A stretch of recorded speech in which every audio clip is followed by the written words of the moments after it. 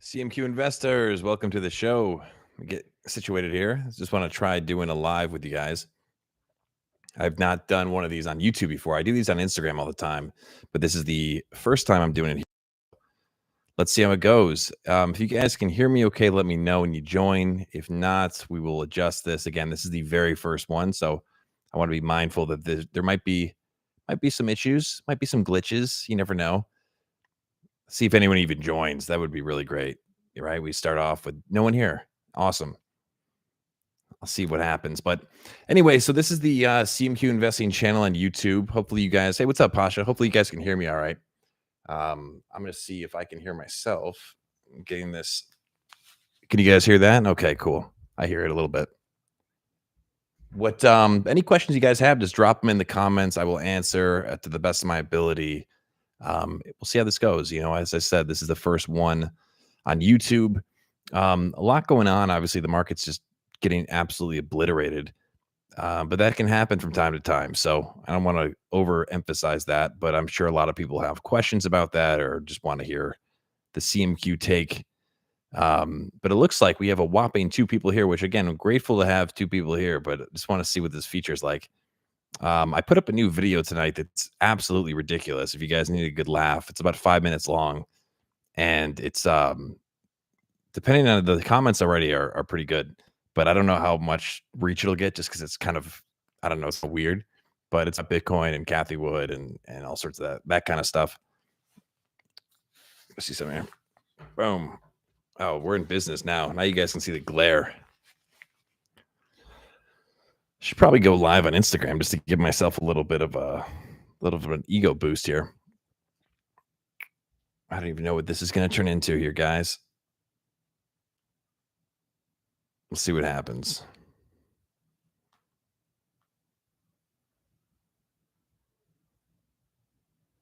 Okay.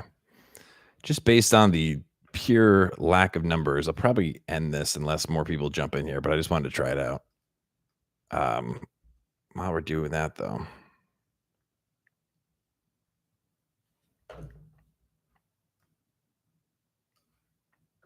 What's up with real estate? I've heard, I don't really know, man. I think real estate, there could be a correction, but I don't know how that works, if that's like a universal thing. I'm not so sure if that affects everyone across the board. You know, as I said, a lot of stuff, there's no use in trying to, predict that kind of thing. A lot of people who even make that their business aren't able to do it. So it's kind of like what Charlie Munger would say, why fret about something that you can't control? So who knows? Hello, Francis. Thank you for the lovely comment. Let's go. We have some people joining. That's good. Maybe I just need to be patient, try to exercise some patience, like we're supposed to do as investors.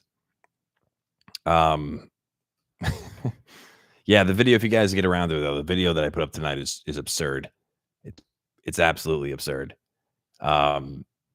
It's I worked on it for a while. Like I just kind of went off the grid with it, and it's I wonder if I can share that with you guys here. That'd be really cool, but I'm not so sure. Not so sure how this works. Figuring it out as we go. Pasha, I think you told me there's some streaming software I probably need to get at some point, which we'll have to do. But yeah, the videos, it's crazy. But yeah, any questions, just drop them in. I'll answer them, and I appreciate you guys for hanging out. We'll see what this turns into. I'll give this a little time. I'm not going to feel the pressure to talk constantly, but I'm not using OBS right now, but I know what that is. Let's see here. Yeah, I think that could be pretty interesting. I've got a lot of improvements I want to make to the channel. I'm just kind of like, this has just been, it's like the podcast. We're building up on both. Yeah, how do you do it? Can you do a watch party in YouTube? I don't know. That'd be pretty cool. I feel like a big part of we could do something cool with that for sure. All right, let's see here. While I'm trying to just finagle this, I have a YouTube short that I want to upload. I'm playing with all the features. And then I actually have to record a real video. I'm going to do my official take on the market. The streets want to know, what do we think's going on?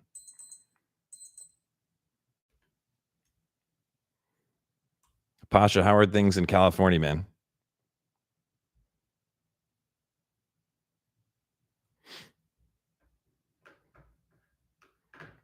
And if anyone is just joining, yeah, that would be cool.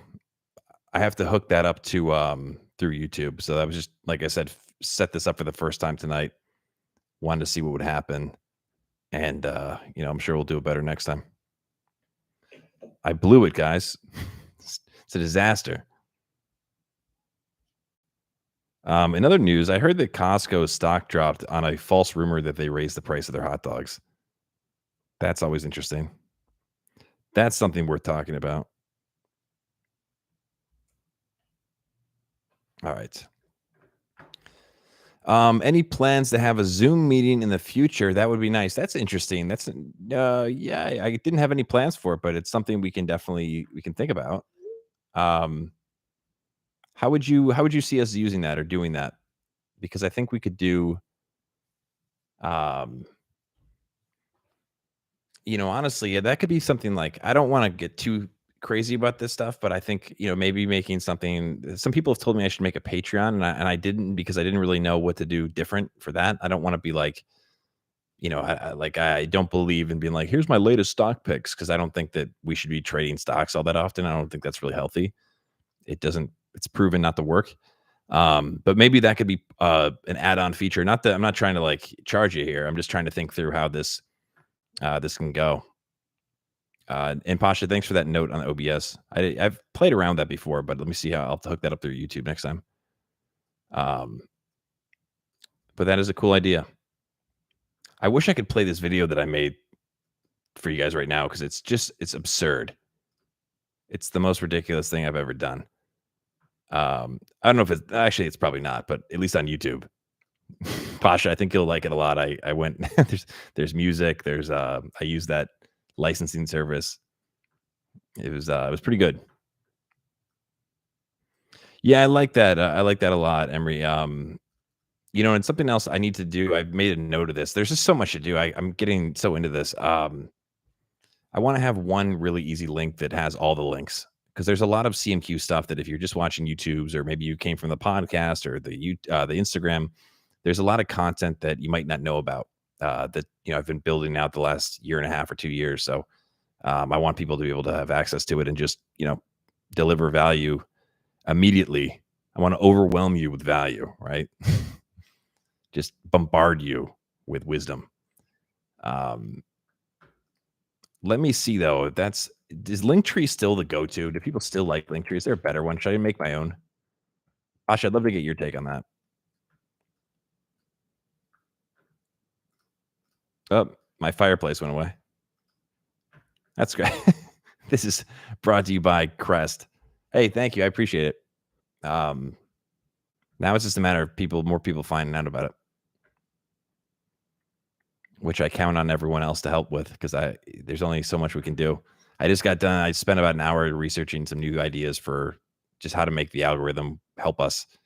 Was reading about the end click elements at the end of videos, like I just needed some metrics to improve upon.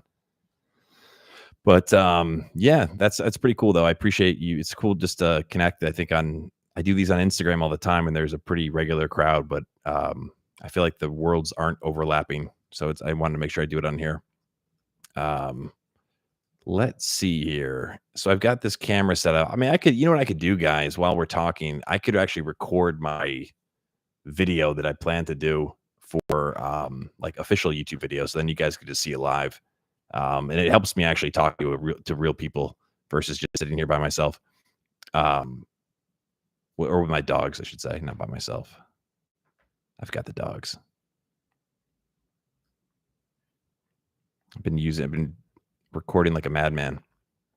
So if we have basically what I was asked was to give official take on what do I think, what about the market and what's going on with it, and just try to provide some wisdom that would be useful. And so I thought I usually, I'm like, who cares what I think? But then I realized there are people that are actually want to hear what I think. And if I can help people stay a little bit more sane, then that's good.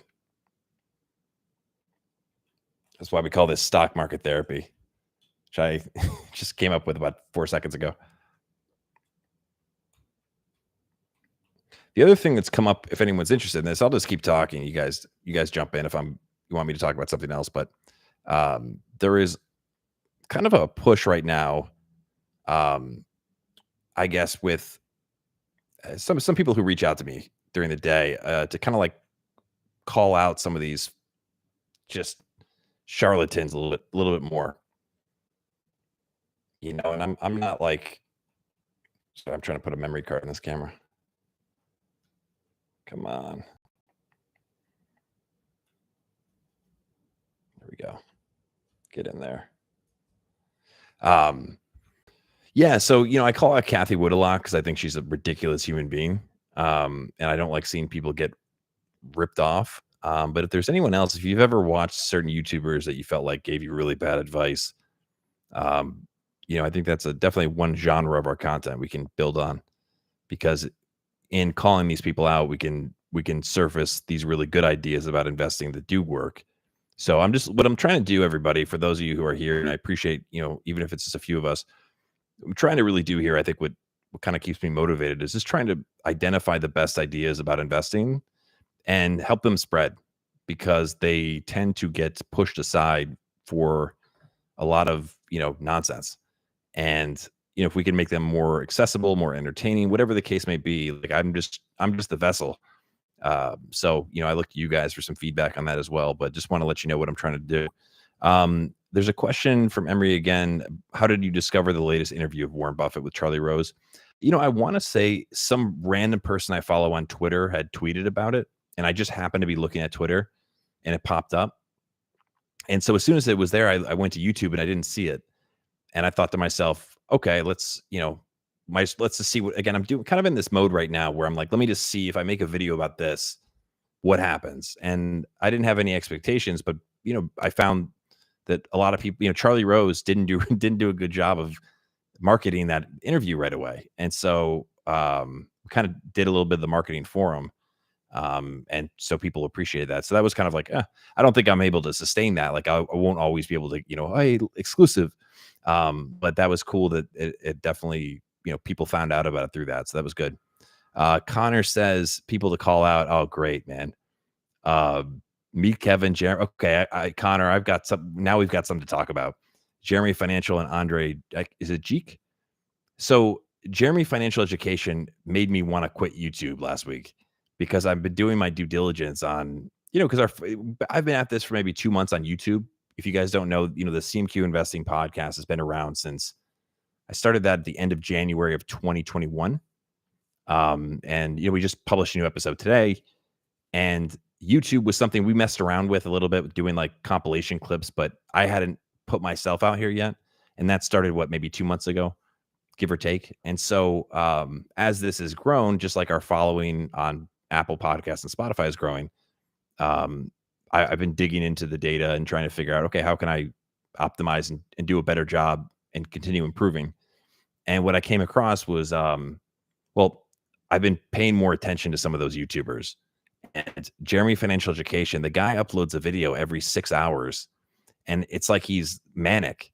1 second it's hey guys, like the title is, this is the buying opportunity of a generation.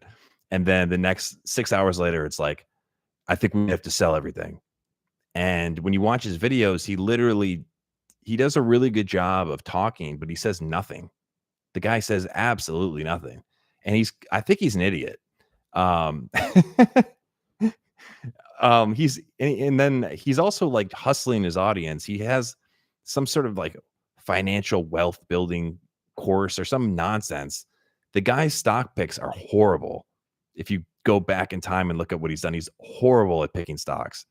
But he does have this audience that really finds value in his just sort of demeanor. So I don't want to, rain on the parade entirely, because I try to think of like, okay, I think this sucks, but like, what do people find of value in this? And it seems like the thing that it's frightening though is that people are like saying things that we say, it's hey, it's a long term, stay the course, etc. But they're talking about holding these money losing companies, not like the VU or some really, solid profit making business. It's wild. And I just from following, like paying attention to him and a few others, I was like, I actually did a video about this. I haven't uploaded it because I wasn't, I'm like, I don't know if people care. But I said, it made me honestly be like, I know what it would take to grow this channel a lot faster. Like I know what like this is kind of what I do for a living, but I know what to do. But it involves doing things that I don't agree with. Like I would make like every week I'd have like, here's the 10 stocks you should, think about buying. And I would do like this high level overview and show charts and stuff and be like, hey, not financial advice. But that's not of use to anyone because anyone telling you to buy a bunch of stocks every week or every month or whatever, like that's not a sustainable approach. That's a terrible idea. And it's funny, some of the people that do, there's this guy, I think it's Charlie Chang, and his content, not all of it's bad, but his like he's totally played into like that SEO. Hey, how can I rank for like people looking for stocks to buy? Because a lot of people are looking for stocks to buy on YouTube, which is like, I'm not sure if that's eventually they'll find CMQ. It will be like their where they go after they've been like they've been beaten up. They come, hey, we come on, everyone's welcome. Like you get back on your feet. And let's hang out for 30 years and build wealth. But it's just like they delete their old videos because some people go back and look at like how these stocks have done, and a lot of them have done terribly. It's wild. Andre Geek, I feel like he does a good job on like his like, all right, you guys know I do impressions of people. They're not always good, but he's like, hey everybody, like he comes in all like warm and empathetic. Hey everybody, come by for the coffee state. He does like magic tricks in his video.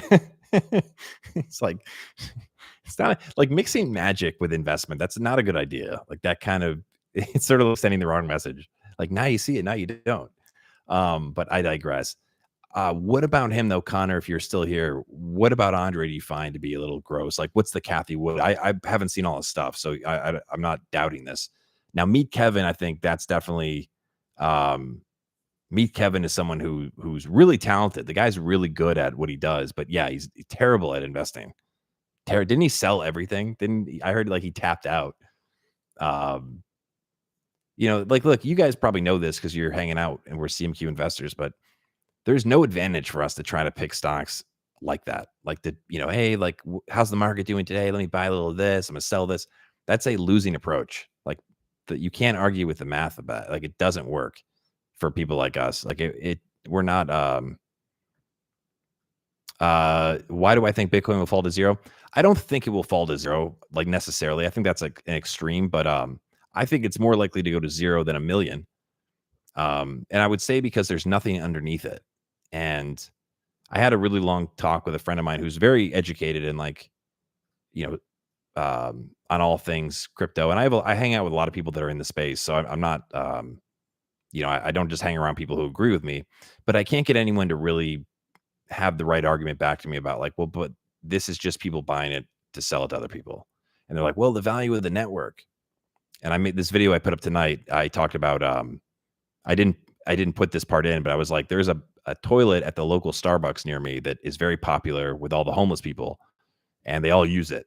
But like because they all use that toilet, and not to be gross, but I'm just telling you whatever. That's why I edited it out.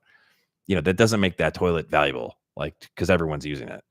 But that's like that's what the crypto enthusiasts will say. And I think from a scarcity standpoint, I'll get, I will answer all these. It's like, I mean, there's things like I have basketball cards from when I was a kid. That have scarcity, right? There's only so many, but who cares? Like, I just don't. I'm all for blockchain and I think digital currencies and things like that. I'm nowhere near like against this stuff. But when people are saying Bitcoin's going to be this great investment, when you look at what their incentives are, they're not for us. They're trying to enrich themselves. I believe it will not. I sound like Kathy Wood. I don't think it ends well, at least in the near term. Who knows what the future holds, but if we just reason from first principles, like there's nothing there. It's computer code. It's really amazing computer code. There's no coin, there's no gold, it's like yes, there's a limited number and that's cool, but it's not being adopted. And then there's also the issue with if you use it. So there's like the really promoter type people kind of talk out of both sides of their mouth. So on one side, they will say, well, look, it's, you're going to use it. It's this amazing payment thing, whatever. But then they also say it's going to be worth so much. But why would I ever use it? Like, let's say AMC accepts Bitcoin. Why would I use Bitcoin to buy a movie ticket? Because that could be the most expensive movie that I ever go and see in my entire life if this thing's going to go to a million a coin. Like, it doesn't, you can't have it both ways. And anyway, I know people are going to disagree with this, and this is fine. Like, none of us know. I just know that there's, the value of a real asset is based on it needs to be productive, and Bitcoin does not provide any sort of, it doesn't give you anything back other than, hey, this is going to be worth something because we all buy it. Um, okay, so Connor says that Andre is huge on crypto. He has some good videos on general investment ideas, but he shills certain random cryptos. Oh, gross. He said that? Yeah, I saw it. Like, a lot of these guys didn't make any money investing. Like, they've just made their money on making videos, which is fine, but like, it's a little bit different, I guess. Um, I just don't think that, yeah, I would never, that's what I don't like about the promotional aspect of crypto. It's like people making those claims. If it was such a great investment, right? If it was really great, why would you need to tell everybody? Right? You just buy up as much as you can for yourself. You don't need to go make videos about it.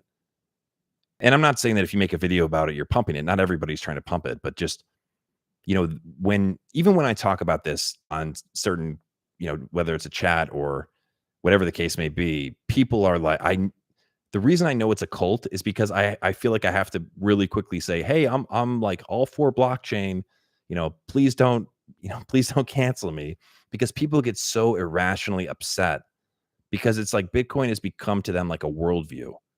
Like, no. And all the altcoins, I mean, it's just, I know this space really well, or I think better than most. Maybe not, but I think I do.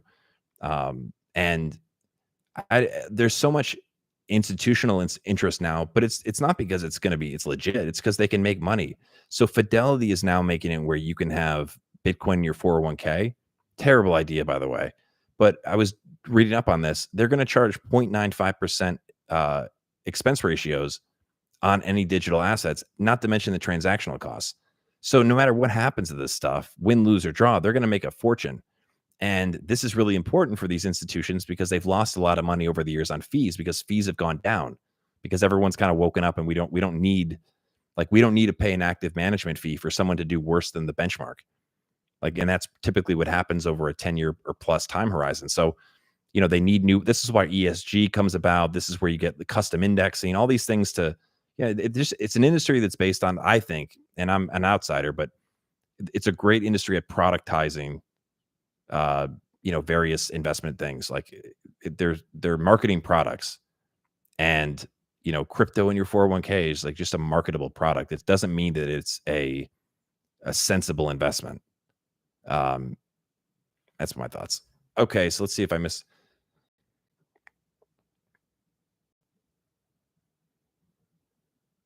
Interesting. I like these comments. Yeah, I've noticed. And I'm sorry, I always mess up names, but it's is it Huang? Am I saying that right? You can feel free just to tell me how to say it. And yeah, I was watching a couple different YouTubers because I've been just researching a lot of like what else is out here. And there's a couple guys that I think are pretty funny. They're a little bit like obsessed with him, but someone could say I'm obsessed with Kathy Wood. I have a video of Kathy Wood going crazy that I put a clip in the most recent. I'm gonna adjust this here. Get comfortable. This is like real therapy now. Yeah, it's just a lot of stuff, and there's been Kathy Woods before. I don't know about Jeremy, but Jeremy's an idiot. Like, that guy's a real idiot. And Fed tightening leading to asset bubble bursting. I think that's maybe part of it, but it's never one thing. It's, I always go back to the Munger idea of it's the big ideas that really make up reality, and so we know that the world we're living is a complex system where everything interacts with everything else. So it's never just one thing, but that's obviously a catalyst for it. Inflation plays a factor. Everyone's got different feelings with their money right now, and I think that's I was telling someone earlier, I think this is just we're paying our dues. We've gotten such great returns the last couple of years for really nothing. And so it seems to me like this is just par for the course in terms of being what it means to be a long-term shareholder. It doesn't mean it stinks. It doesn't. I'm not happy about it, but I think the best thing we can do is just stay calm. It's not easy to do, but like that's the only sensible thing I can think of. Everything Money. What have I? My opinion. I personally like what they're doing and think they have good intentions. I have watched their show. Are they the guys that have the software? Am I Connor? Is that those guys? They have like they're always like talking about their software at the end. Um, but either way, I think I have watched their stuff, and I think they do a really nice job. Like when they have the couple different, the two or three guys are involved in it. Um, yeah, that's good. That's cool. I mean, again, I don't think there's anything terrible about that. I'm not so sure about like the need for that kind of software, but yeah, I think their content certainly seems a lot more earnest than one of the guys is like a former educator, right? And the other guy's like I forget. They do a good job of branding.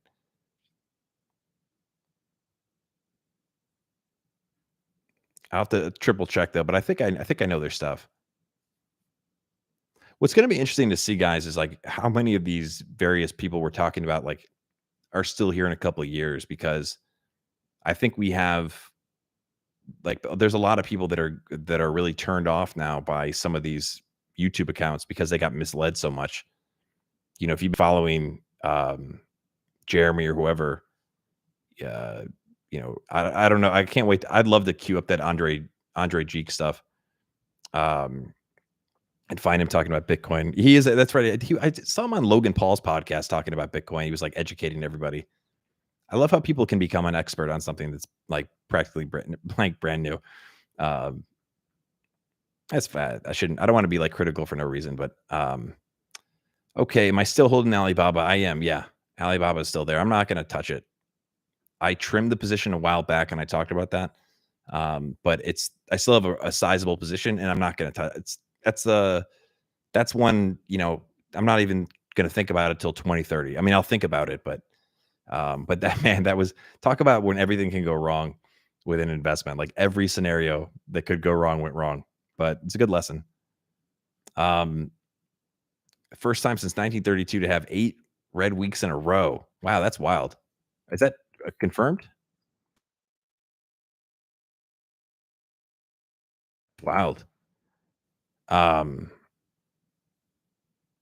yeah, it was funny. You guys know, I don't know how many of you found out about this through the Charlie Munger quote. That's how this kind of all began long ago.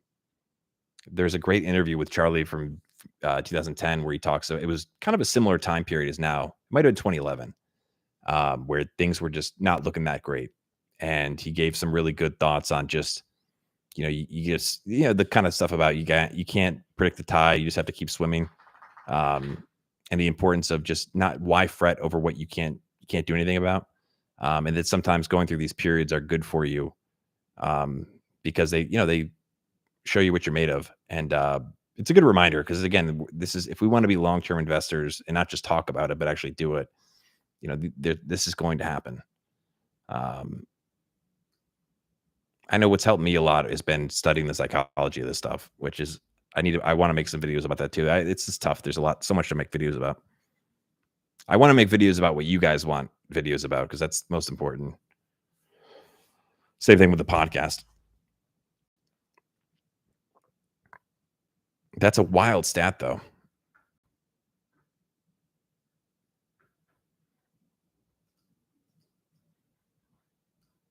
Okay. I did not even look at the market today. I think it was down. It's probably good I didn't look. What do you guys make of Elon Musk right now? What's going on with Elon and the Twitter deal? It seems like that's the drama that doesn't stop. And then Tesla was kicked out of the ESG for the S&P, which ESG is seems like such a ripoff. It's just designed to have more products to sell us that have high expense ratios. Like, oh, we have the ESG, and who's going to turn on? Imagine your relationship with your advisor. Who's going to tell? Yeah, I don't care about the environment. Hey, Billy boy, do you care about the environment? Because I got this great fund here. Oh no, I don't actually. I hope the world burns. Oh, okay. Like no, like you're almost pressured in to buy into it because otherwise, if you don't, you're not a good person. Um, main motivation, I think it's just to keep building what we started, which has been trying to, spread the ideas that really work about investing. My approach to learning all this stuff has been figure out everything that the legendary investors have figured out. Take that, understand, figure out what works, understand why it works, not just because they say so, and then I test it. I try this stuff out, I apply it, I live and breathe it. And so when I find something really works, not just because it has worked, but I try to share it with you guys. And what I found too is there's only everything that you need to know about investing has already been figured out, right? I think the first stock exchange was what, in 1611. There's not a lot of new lessons to learn. It's just the conditions change a little bit, but it's the same stuff. And I think for myself, like, I really value getting clarity and thinking clearly and thinking rationally. And I think that's the best approach to investment that we can hope for, right? None of us can ever be 100% rational, but creating content where the focus was not, I shouldn't say what the focus wasn't, but it was spreading wisdom that really works about investing. I thought to myself when making content, I wanted to make content where, and I might be telling you more than you care to hear, but I'll just keep going. I wanted to make content that, it tasted like candy. But it had nutritional value like vegetables. Like, you get enduring value from it. So I can make a video making fun of Kathy Wood and goofing off, but I also in that video talk about a timeless investing lesson. And not every single piece of content can hold that standard. But that has been at the core, is what I'm after, and not just to make it, but it also helps me. Um, I got into learning how to learn. This is a while back, and in that process, one of the best ways to really remember, because I always think I learn constantly. Like, continuous learning is a big part of what I think I'm all about, and I think CMQ is all about. And one thing with learning is we learn all the time. We can read all these things, but it's about it retaining it. And I got interested in how does our brain retain the things that we learn? Because that would make more sense to, not just gobble up more information, but make sure I'm putting it to use in a way that's going to be valuable to me later on. And one of the key things is, like, creating new things out of what you learn is a great way to retain, the information you're learning. And so for me, I want to be the best investor I can possibly be. And so I've gotten so into this process and ideas and whatnot. And so this is it all, that's been my motivation.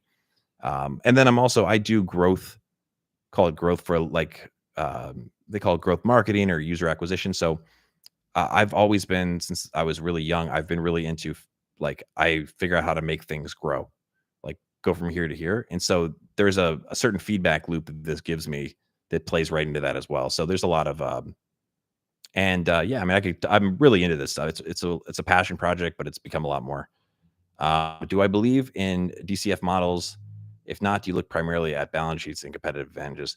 Um, I do look at that stuff. I don't think I'm that great at those models. Like, I have a tool that there's called Finbox that has a bunch of models. Um, I do like to try to think about what will the future cash flow look like for this business.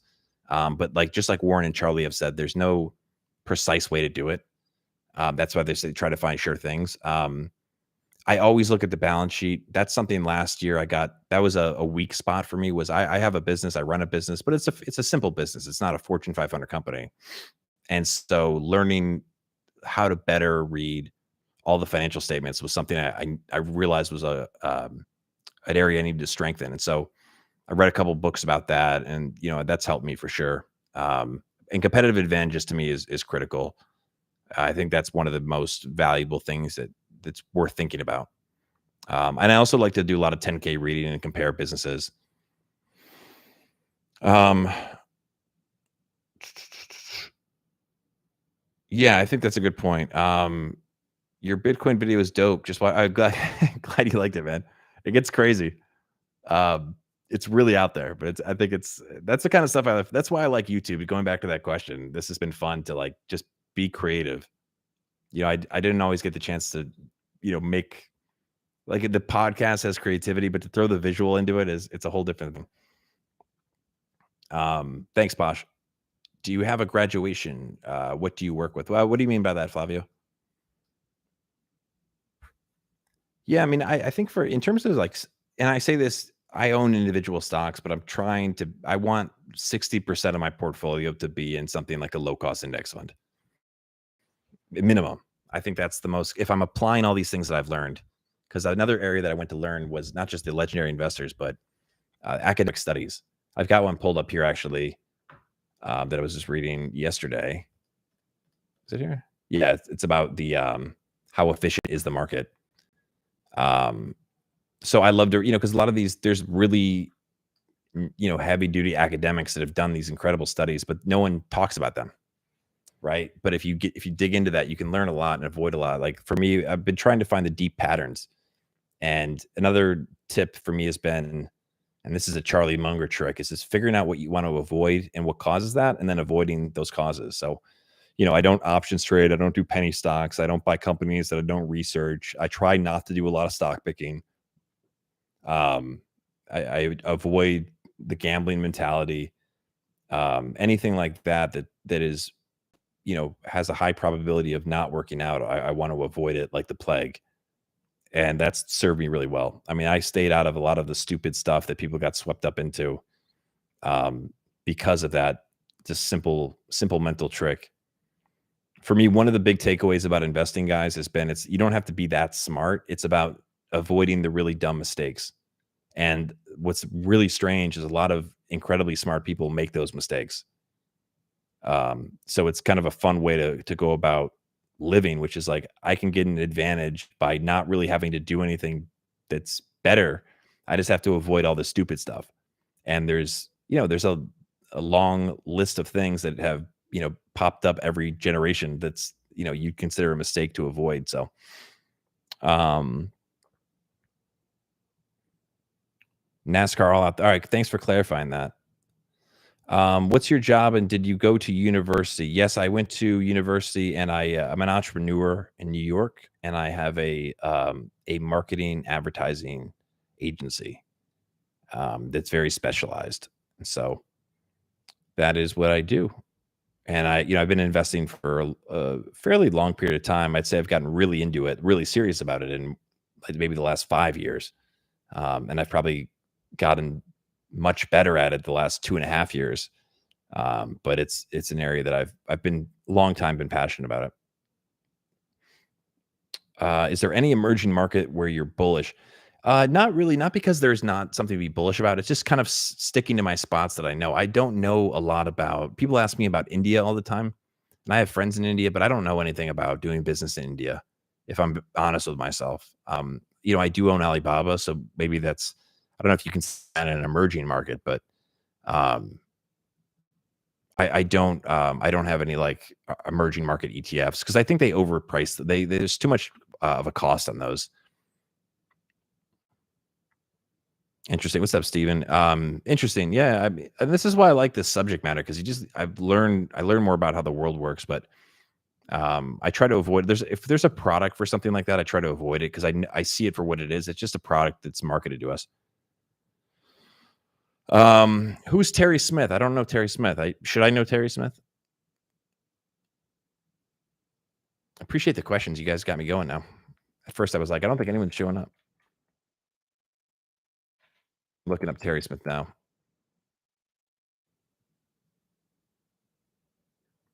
Yeah, don't know much about him, but I'll look into him.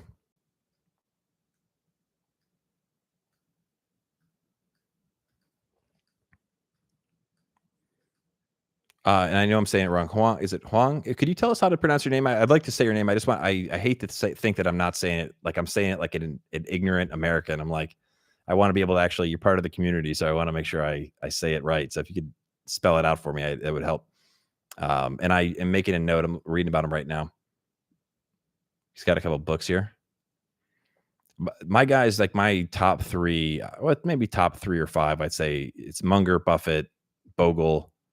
Who else? Phil Fisher, who I've learned about through Charlie Munger and Warren Buffett, and then of course Benjamin Graham. You got to give him respect. It's Huang. Okay, cool. Steven, thanks, man. I appreciate the comment. Um, yeah, I mean, look, Alibaba, as I said before in a recent video, there's way better ways to make money than than Alibaba. It's like so unenjoyable. Everything that went wrong with that investment went wrong, but it's a long-term play. I have no interest in doing anything to it until 2030. I did overdo the position initially, and I was very honest about that, and I didn't let myself get hit up by the disposition effect. So I corrected my mistake quickly. I identified it. I was I was actually very proud of that because a lot of studying of behavioral finance helped me do that. But at the end of the day, the position I think it's 5% of my portfolio, and it's a meaningful position. It's not like it's a meaningful chunk of change. Um, which it's at a point now though that I'm not. It is what it is. I can accept whatever happens to it. Um, and that's when I've learned a lot from that investment. I really have. I underestimated my psychology when it came to China. I thought I spent a lot of time reading. I learned a lot about China because of that investment. And so for that, it's like I've gained something from that just by itself. But I was reading Lee Kuan Yew's book. Like I spent, an entire weekend on that. And in some ways you do that and you're almost giving yourself the confirmation that it's okay. But, all bets are off when you get there's just, again, I've said before, like I've never been to China, so I should humble myself on that one. But that's just, you guys know my videos on that. Lilsy, hey, I saw your what's up, man? I saw your comment earlier, I think, right? That was you today about the I could be wrong. Um, but I appreciated that comment because that Bitcoin video is goofy. It's real goofy. I've been sitting on that video and I'm like, do I put this out there? Like, and like there's versions of it that are even more ridiculous. You guys will, I think this is funny, but I initially had that song, that it's a famous song. It's like called Pump That Jam. It's like dun dun dun. I'm not gonna do it well, but it's like pump that jam, pump it up. Oh, that beat is bumping. Everybody like whatever. So I was like, no, if I put that up, I'm gonna get like taken down. I want this channel to be in good standing. Um, anyway, so yeah, I'm glad he liked it. It's definitely out there. But how crazy is Kathy Wood in that video though, where she's like, the Holy Spirit hit me with a business idea. That's a real video. I've got that whole video out there. It's nuts, which I might have to do. People ask about that. I'm like, I've got like the expose on Kathy Wood. Any thoughts on the IPO market? It's been yeah, I think it's a tough time to IPO right now. I personally avoid IPOs. I don't look to invest in them because it kind of goes on my list of things to avoid. Very rarely are you getting a good price, and there's not the operating history that I would look to if I'm going to buy an individual stock. And again, not that people can't make money on it. It's just for me, I feel like there's a higher probability of error. And I try to learn all the lessons from the legends. And that's one that seems to be a reoccurring thing of like, especially from Buffett and Munger, who have never steered me wrong. They're like, yeah, why would we want to buy something where there's like someone who's incentivized to promote it? Same thing with SPACs. It's kind of like on a different level. From Shamath, hey, so just get SoFi. It's just a great company. And I think that what they're doing is they're really helping the consumer in various different levels of their financial empowerment. So I just think they're so great. And just the empathy that they evoke for their customers is really just profound. And I'm so proud to be associated with it. Like fast forward 6 weeks later, it's like Shamath has sold all his shares after. I don't think he sold all of it. Yeah, it's just not a good scene. Chris, any quick take on JD? You know what, man? I would say this. I don't have many insights on JD. I think a lot of the stuff in China is probably, you could argue it's reasonably priced at the least. I would just, and I'm saying this not for you. It's not advice. It's just more of like what I feel like is the best thing to say is it's almost always better to low cost index. I own individual stocks. It's very difficult to just be all in on that. But that to me is, I think, trying to find those opportunities like a JD. I totally get it. But what I've learned from investing in China is that, there's just, it's a lot of anxiety involved in it. And, there is something to be said for something where you don't have to have, that kind of unease just holding on a bit. I'm still not sure. Like I think the numbers will come back okay, but I don't know when the audit cap. There's just a lot, and so I think there's a tendency to look at those names and feel like, hey, that's an opportunity. But I've kind of given myself a rule of like, okay, you get one Alibaba, but like don't forget the VU is your friend.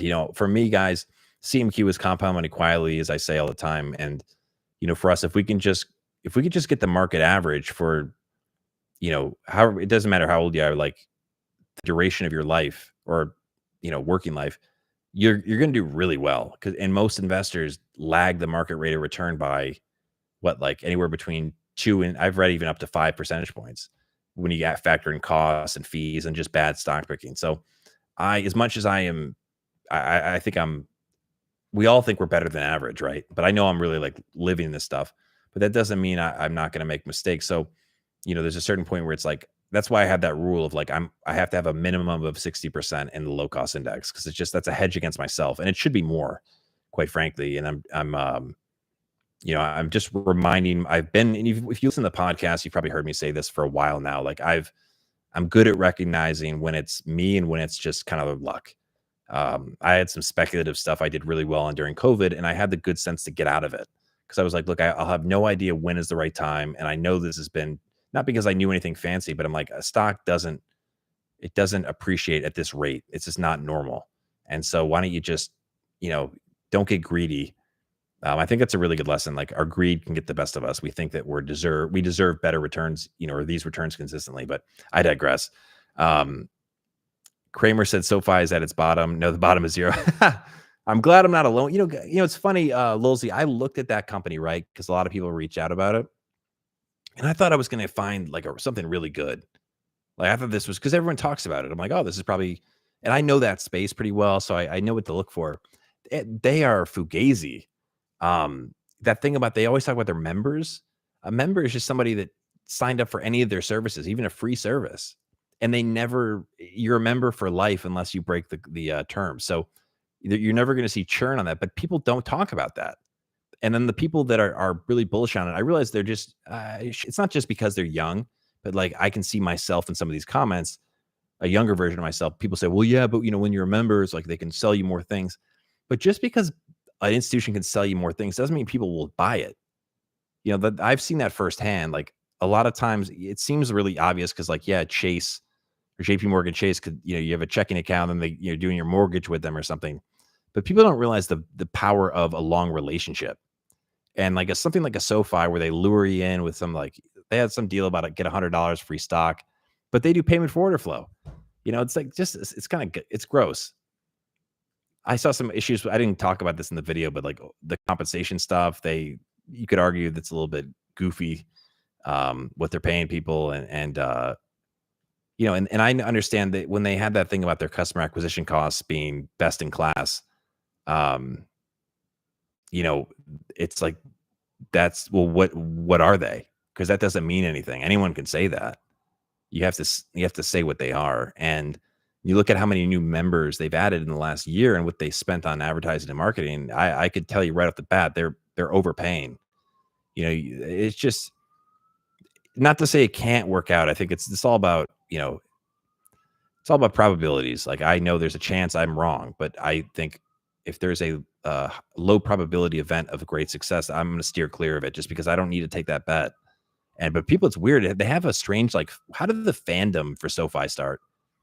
Because there's people on YouTube and stuff that are like, love that company. I'm like, what happened? Like, what did they do to that? And Palantir, people love Palantir. Like they have this weird relationship with the company. If you guys can hear that ambulance, it's Kathy Wood.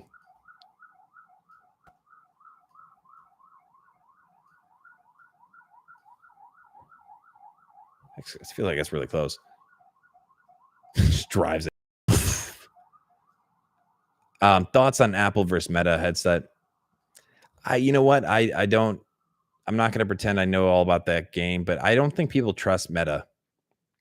I think that's going to be their Achilles heel when they try to get people to go to the metaverse. It's like, yeah, we don't really feel good about giving you all our information. And Apple's done a great job of associating their brand with privacy.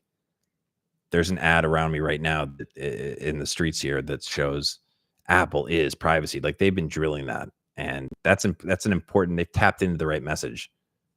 CMQ is not moronic. CMQ is not being a dumbass. And then to show Kathy Wood. Huang says I only have about 30%. Yeah, be careful, man. I'm not telling you what to do, but that's it's a losing proposition. And I would say the QQQ, I'm much more in favor of the VU because the QQQ, anytime you have Invesco has a different, they're more profit oriented. I shouldn't say more, but the VU is the lowest expense ratio. I know the QQQ has gotten cheaper, but Invesco, they're like the NCAA's official ETF partner and stuff. Like when you have to do that, that means that cost is taken away from your profits. And it's so concentrated. You're really not getting the diversification that you get from something like the VU. And I think you're going to see some reversion to the mean there. So I think, looking back, the best investments I've made, I feel like they've been Vanguard. I've had stocks do better than that, but I didn't have any anxiety with the Vanguard stuff. Like you can ride it out. Like it's just weird how we make it more complicated. But I agree. I think picking stocks is fun, as well as I like the process of assessing businesses. I think that's a very valuable thing. And my approach here is, hey, I might see one opportunity in the next 10 years or so that I've conditioned, I built up, I prepared my mind to identify, and I can load up on it because, both Buffett and Munger have said over the years, it only takes one or two stocks to build a fortune. So you don't even have to. And if I don't find that one, I'm happy, getting maybe a percentage point better than the market average, because that's over a long period of time compounding. That's it's significant wealth. What is the VU and Burke, and what's MKL? I should know that, but I like that. I like the walk away part. That's good. Markel, okay, Markel, aren't they the like mini Berkshire? But I like that. I like the walk away thing. That's good. Yeah, I think that's interesting about the meta thing. I think you're probably right. They're ahead on that stuff, but I just don't. They could be a huge. I've played around with an Oculus before, but I don't with the whole like Facebook has a real challenge ahead of them because they have to prove themselves to be the winner in a new industry, like a new space. And I don't think their brand makes not that they can't do it, but their brand itself is limiting because they compromise trust for growth at one point. And that's why in some parts Apple was able to just box them out with the ad stuff.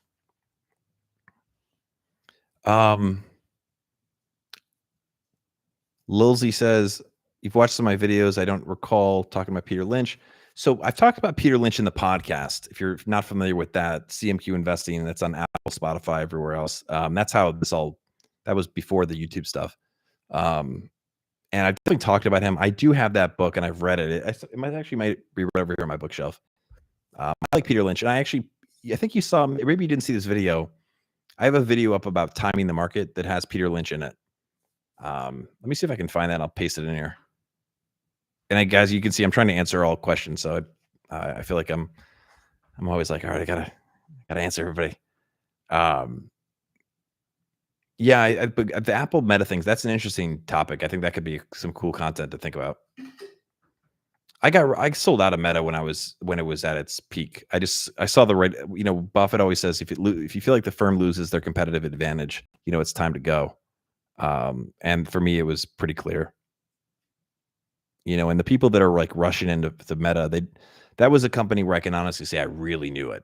Like I was reading their earnings for years, for not just for stock reasons, but for my own business. And it's like it's a heck of a business, but Apple hit them with the death blow. Not the death blow. That's the wrong way to say it. They punctured the moat. Like Tim Cook just like, hey, Mark, Hey, Mark, we're not going to do that privacy stuff anymore, okay? Tim Cook is jacked, by the way. If you ever Tim Cook is, yeah, Mark, I'm from Alabama. I'll kick your ass. Scooby Doo. You know, at Apple, we love beautiful simplicity. Hey, Mark, I'm gonna hit you with the two piece.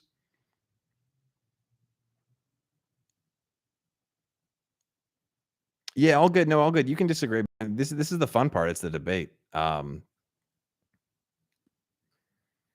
curious though if you think like, look, I'm a millennial, so Gen Z could be a little bit different, but you know, they're and right now, and this would be kind of. I'm curious why you think the moat's strong because their moat was really the ability to, I mean, incredibly target on the ad front. Now they have the scale, they have the size. That's all true, but if the content becomes any less relevant, the stickiness of the platform diminishes. And the ads were some of the best content. And those ads now are not anywhere near as good. And something that also is happening, you remember with a Facebook or an Instagram, it's user generated content, like a social networking. A social network by definition is used as a user generated content system. So the users that generate the content, they're not generating as much content anymore.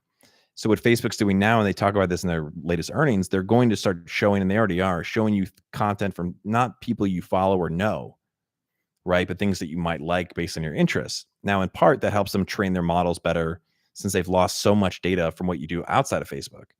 But that could very like one of the biggest advantages with a Facebook or Instagram is it's content from the people you know and have relationships with a lot of times, not including who you follow and stuff, but the fact that now that content there's just less of it and your ads are no longer as relevant and targeted and they're not as measurable. That's a real killer because I see in the marketing organizations, you know, there was a 5-year stretch where it was like, how do we spend more money on Facebook? And that's not what's being said anymore because it's not measurable the same way. And, you know, I think from a going into the hardware business, they could, I mean, they've been there for a little while. So it's not like this is the only, but the metaverse in particular, you know, to me, I look at the metaverse, it could work. It could work out well. You know, I wouldn't count them out, but it's far less of a certain thing than it was or than their growth was before this Apple stuff in a big way, a sizable, meaningful way. I mean, you know, they knocked off, what did they say, $10 billion? I mean, that's meaningful. And I'm seeing firsthand, not that I see everything, but I see a lot. Like the name of the game, and it's not just Facebook, but it's just the privacy, the cookie tracking, all this stuff. The name of the game now is diversification across marketing channels. So Facebook was benefiting from companies getting more concentrated into Facebook for like a 5-year stretch. If you look at that earnings growth, that's what that was. You know, 98%, 99% of the revenue was from advertising. Uh, I would say you tell Gary V he's a fucking idiot. Sorry. I don't mean to be so aggressive. That guy just weirds me out. I respect like he's done a great job of what he does, but I didn't like this NFT thing he did. I feel like he really exploited his fans, but not that I didn't that he's so aggressive. Uh, but Gary V, he talks a lot. You know, Gary V is he's really good at certain things. I'm not so sure that he's a person I would look to for investing cues. Um, I agree with you that it's cool that and it's good to see that Facebook's trying to innovate. I want to be clear about that. I read this. Buffett recommended this piece back in like an old Berkshire meeting before I was probably born, and he said that it's called The Dinosaurs by Carol Loomis, and it looks at how these big Goliath companies died off. And what stuck out to me is a lot of them they stop trying to do new things. They just get stagnant. So it's better to see a company trying to take big, bold bets than one that's like, well, we've got a solid ad business. We're just going to keep on trucking because there's plenty to still to do with that. But Facebook's a hard business. You know, if you think about what they have to deal with, it's not, you know, I think sometimes people overemphasize or overvalue network effects because it's not like back in the day when it was, you know, it's not hard to leave and bring your friends with you anymore. Um, I can't say if hardware is the right direction. I think that it's good. It's a good way to diversify. I mean, if you look at the Apple model, right? It's Apple's hardware, software, and services. It's that like the triangle of success. So I think building that ecosystem is has to be part of it. The question we have to ask though is: are people going Facebook world when Facebook has, for better or worse, or for for their fault or not, has a reputation for not being trustworthy. Um, typically when companies have to change their name, that's not a great sign. Agree if the metaverse pays off, but Roblox is not like there's an audience for it for sure, but they're not going to be the only player. So it's not as if, and you could say, well, look, Facebook wasn't the only social network, and that's totally true. But let's see what kind of momentum they get. But I think just like one of the reasons I'm sure they changed the name was to garner up this excitement. It's definitely helped people. There's been a lot of people buying into the stock, um, but there's a lot to prove there. If Apple didn't make that change, I'd still be bullish on Facebook. Um, I can't imagine going personally, and I think there's a lot of development to happen yet. But the metaverse, the way it looks now, does not look appealing, and I think part of it is because, yeah, Steve, I mean just the Roblox as like a behavior indicator. That's all I meant. It's a very fair criticism, by the way. It's totally a fair point. Um, but yeah, I mean, there's just a lot to prove yet. And I think in part though, because of COVID and being locked down and stuff, like the idea of going into like more time digitally in a new, like I want to interact with human beings more. And but I know I'm not the only person that this affects. So good topics though, guys. I really appreciate the thought here. I don't think the stock price is that low risk.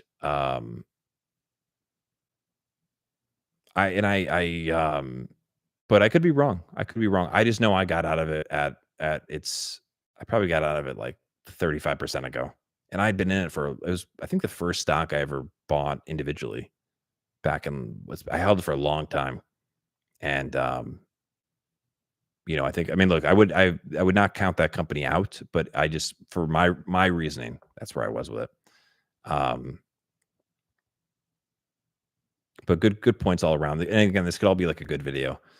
Thoughts on China? What's up, John? Thanks for joining. Yeah, as a major Alibaba shareholder, as the as as the number one Alibaba shareholder, as I like to tell people, um, look, I think China probably will have a great future. I think it's going to be very bumpy, but I know my prediction is worthless. It's just how I see it. The most insightful thing I found about China was Lee Kuan Yew's autobiography. If you're interested in learning more, I think that for me was a really great way to get a better sense of the history as well as kind of the thinking. Um, it seems to me that yes, there are parts of what their government does that make me very uncomfortable. Obviously, because I'm from America and I value our values, but uh, I think there's also some aspects that have been conditioned through how our media has portrayed China. Um, where I think their government's actually very pragmatic, which I shouldn't say it surprised me, but I just didn't know much other than what I read in like history class. And so I think in terms of like all this regulatory stuff that's going on, there's been some stuff. Oh, are they trying to go back to socialism? It's like, no, I think they've seen prosperity is good. Like they want prosperity. I think the CCP needs to make sure that the rest of the population does not feel like they've been abandoned because they get their power from that mass buy-in. So I think that's part of and it's also a country of, and I'm not, I sound like I'm a total authority here. I'm not. I'm not speaking on what I don't know, but I think it's a country of tradition. It's all about like the Confucianism values of like respecting the past, and so paying like homage to like leaders that were just total socialists or communists or whatever the case may be. That is less scary when you look at it through that lens. It's not like, oh, they want to go back to this and they're going to be like create a communist regime that tries to take over the world. I think it's a evolving country, and it's a country that's shown that it can evolve very quickly at scale. So it's interesting. But that's all I really know. I think Alibaba is the only company I'm going to hold there. I think I've learned from my experience that there's just too much that I don't know, and I think all my psychology that I've worked so hard to build, it's very difficult when you just really don't know. Because I think I know, but I don't. Um, but I think there could be you're getting a better price because of the risk you're taking, right? Okay. Thanks for your thoughts, Chris. I do understand the counterpoints for sure. No, I thanks, Steve. And again, I like all your guys' thoughts too. This is a smart group. This is not the Jeremy financial education group where everyone's like, "Yeah, we believe. I believe you, Jeremy. Jeremy." Maybe I could make the ultimate make fun of Jeremy video because I do see people making a lot of videos about him. Maybe I could do one that just crushes it. That would be a great goal. Get a wig with like the spiky hair. Um, okay, Michael Burry about Facebook and Google recently. Does that mean he no longer believes in a market crash, or are they quick trades? Great question, man. I don't know. I try not to pay too much attention to what other investors are doing because I used to do that a lot more because it's interesting. But I also the reasons they would buy something like we don't know what their strategies are, what their goals are. I think that's so important because even just your time horizon could dictate what you buy. And if I don't know your time horizon, I can't like imagine if I told you or you told me what you bought last quarter and I'm like, hey, guess what Steven bought everybody? And then I like do an analysis on what it means without knowing those key ideas of like how old is Steven? Like what are his goals? Is Steven running a fund or is it like his personal investments? Those things would really inform um an analysis. So now I will say I think I really like Michael Burry. I think I've read a lot about him and he's I think a really cool guy. Um Interesting. Both him and Charlie are blind in one eye. Fun fact.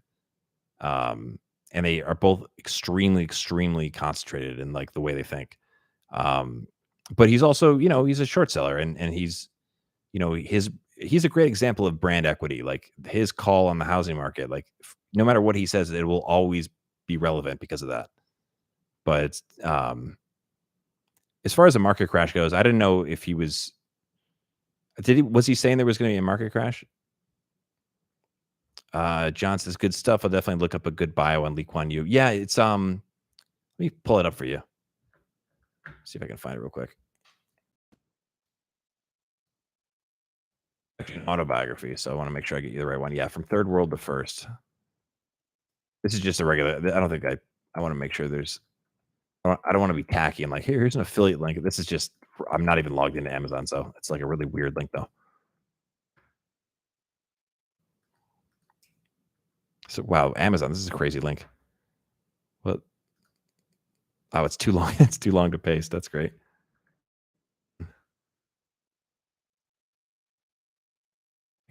Crazy. Amazon, not so good here.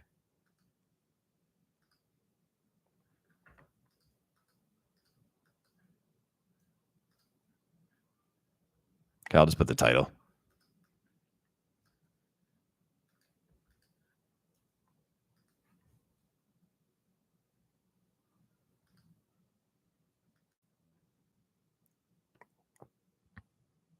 Yeah, I saw he was short Apple. That's hopefully that's, I mean, look, Apple's a big position, but it's not crazy to short something that's done so well, right? It's just reversion to the mean.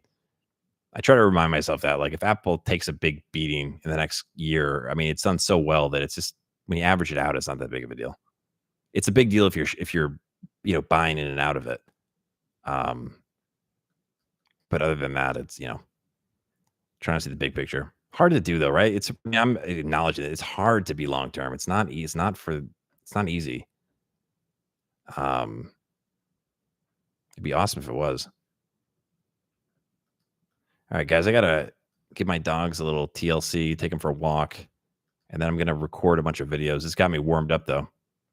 What I'm going to do, and if you guys have any thoughts or videos you want, let me know. But I will make sure I screenshot some of this. I'm going to record kind of like my take on people wanting me here, like basically give my POV on the market, just absolutely getting crushed. And then I want to do a couple more on like individual positions. Apple, like why is Apple a great business? I think just try to distill like the simple essence of it. Like, hey, it doesn't require a lot of capital, and it just spews out returns. Like the return on invested capital is like 50%. It's nuts.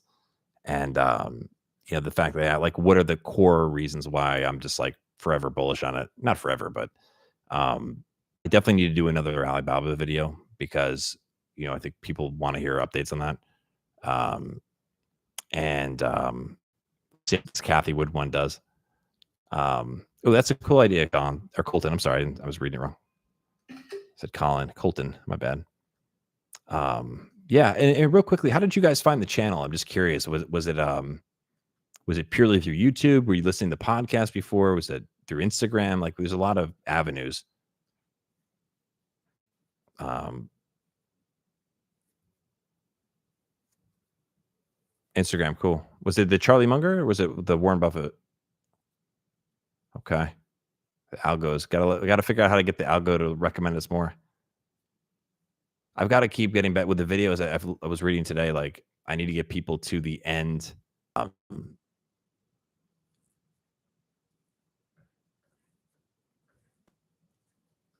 oh yeah, yo, Colton, of course, man. Yeah, no, thanks, man. I'm glad you prompted that.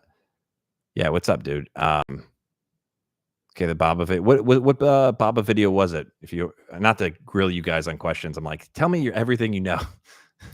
What is your intention? I need answers. And should we make the Jeremy? Should we clown Jeremy or do we clown what? Okay, that's cool, John. Thanks, man. John, were you following before? Or was this recommended to you?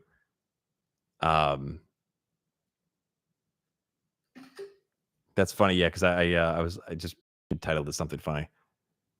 Looking for a value investor to watch. Interesting. I've said before, I'm like, I'm not a value investor. I'm a results investor. But I'm definitely, I try to be more value. I'm like a value mixed with like a passive indexer. Um, but I'm a CMQ investor, right? Compound money quietly. Yeah, Jeremy could be funny. I mean, I think it could be entertaining. Um, whoa! Did Everything Money recommended the Instagram page? Like, did they recommend that on YouTube? That's really cool. If that's the case, I sometimes forget how sounds stupid, guys. I recognize it sounds stupid, but like I sometimes forget that the follower count are like real people. Everything Money suggested following Charlie Munger quotes. Gotcha. So okay, so they didn't recommend it. I'm not following, but it's all right. Yeah, it's interesting though. I was at a party, not a party, but I was at this like sort of like political fundraiser sort of thing, and this woman asked me, was like, "Hey, I gotta get your social media," and I just gave her my personal, like I'm not like just my name, which is now I've got these people who like that make imposter accounts of me on Instagram and like DM my friends and try to sell them crypto. It's so gross. It's really violating, but it's happened like 3 times now. They take all my pictures. It's so weird. And anyway, so I gave her my IG and like one of my other ones popped up. I was like, oh, you got to follow this like Warren Buffett videos, just like videos of Warren Buffett talking about investing. It's really useful. And she goes, oh yeah, I followed this one about Charlie Munger. And I was like, oh, which one? And she goes, Charlie Munger quotes. I was like, yeah, that's me. She goes, get out of here. And she had been on a live before. I remember her from a live. It was just like it's weird to go outside of the digital world and like you realize, oh, people like are into this. That's pretty cool. Do I know Tay Ching Kang? Yeah, I have watched his he does a lot of like he's very anxious about Alibaba, right? If I remember correctly. Let me see if I can pull his stuff up. Yeah, I know this guy. I've watched a couple of his stuff. He like he just always talks about Alibaba. It's impressive. Yeah, that's a great idea. I want to do more collaborations. It's just I have a list of people I want to interview for the podcast, and then I'll share those here as well. Um, Gotcha. No, I appreciate these insights, guys. It's really helpful. I got to figure what's the other. I wonder what the other thing like. First of all, it says something that the Alibaba videos were like, okay, good enough. We're like, I'll follow this guy. I'll follow this bald mother effer. And now I need to figure out what are those other channels in. Because as I said, I think if we can build a good little movement here that I think if more people can figure out and find out about it, it'll help people make better choices. I'm not saying we're saving the world, but I do really care about spreading these ideas that actually do work and they work, continuously. They're reliable because I just hate seeing people get wrecked and people. I'm sure everyone here knows people that especially the last few weeks have been wrecked because they got led into stuff that they shouldn't have been into. Um,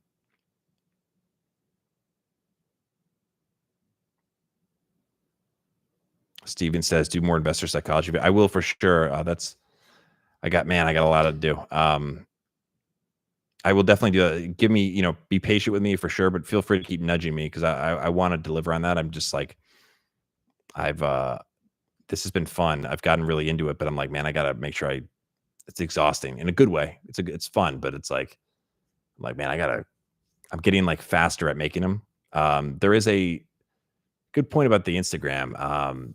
I think I have the name for it, but it's again, how many things can you really do well at the same time? I think we'll definitely start building that out and probably start putting like podcast clips and things like that. Again, trying to I think I just try to remember trying to spread like the wisdom that works about investing. I think that's what I want people to associate with the brand, and they'll build the trust. I think the YouTube I have to make it a little bit more about me because you see my face, so I might change the logo up a little bit for here just to show my that people can identify with it. Like there's that there's that Dr. Evil looking guy. People were like, I like the black turtleneck. And then I come on here and just smoke these people. Yeah, Jeremy could be great. I should act like I'm like Jeremy's biggest fan. I think just reacting to some of his videos would be perfectly fine because it's just so nonsensical. Hey guys, this is how he does. He comes on and he goes, "Hey guys, so the market's just really acting up." And I just, we're really, it seems like a really, what's going on right now is it's a de-risk period. It's risk off. And, when you're in a risk off period, what happens is it's just people they're just selling everything. And I was looking at my portfolio here. Sure enough, tattoo chef, it's there. Now it's down. He was up here. Now it's down here. And it's just really tough. But, guys, we just got it. It's just, he doesn't say anything. Colton, I appreciate that. That's good feedback. Because I think I do the reactions fairly well. I enjoy, it's kind of fun to do. The guy, I have some reactions. You ever seen the Dogecoin millionaire guy? Pro the Doge? Pro the doofus.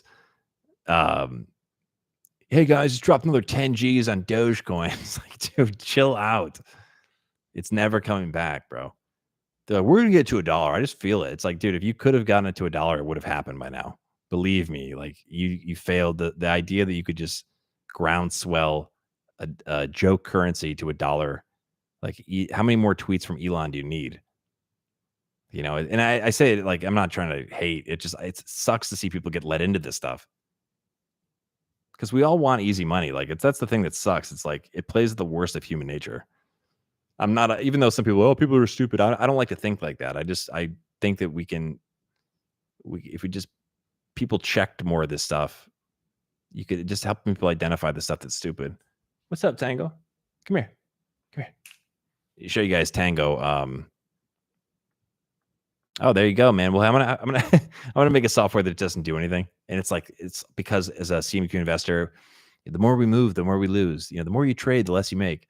And so it's like software that doesn't allow you to trade. I'm like, yeah, just $800 a month, and a wrap fee. I charge 1% of assets under management. Like everything that's wrong. Here, this is Tango. Oh, big guy. Tango has not been in any videos yet. He's one half of the. What's up, Tango? Actually, no, he was in one video. Yeah, Tango. I think Tango and Cash will be continually. They're going to help the channel grow. They're famous, like around our way. Everyone knows them. What's that big guy?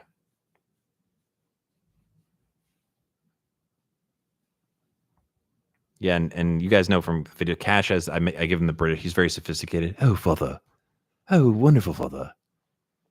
And then Tango just says, "Bellissimo." What's up, Tang? But appreciate you guys coming out. This was really good. This went, for just trying this out tonight. This was fun. It's good to know you guys better and understand, kind of just, how I can do a better job for you. So appreciate you guys being CMQ investors. Let's keep this thing cracking. If you guys don't know about the podcast too, if you're not into podcasts, no worries. But I've recorded a lot of content I'm proud of that I think will be of use to you. If you're into this kind of, investment stuff. It's meant to be, content that has value, when you listen to it or even later on. So a lot of Buffett Munger stuff, some Bogle stuff. And Colt, actually, we put up a version of that, my answer to you, as a podcast today. So thanks again for the good question. All right, guys, have a good rest of the night. All right. Talk to you soon.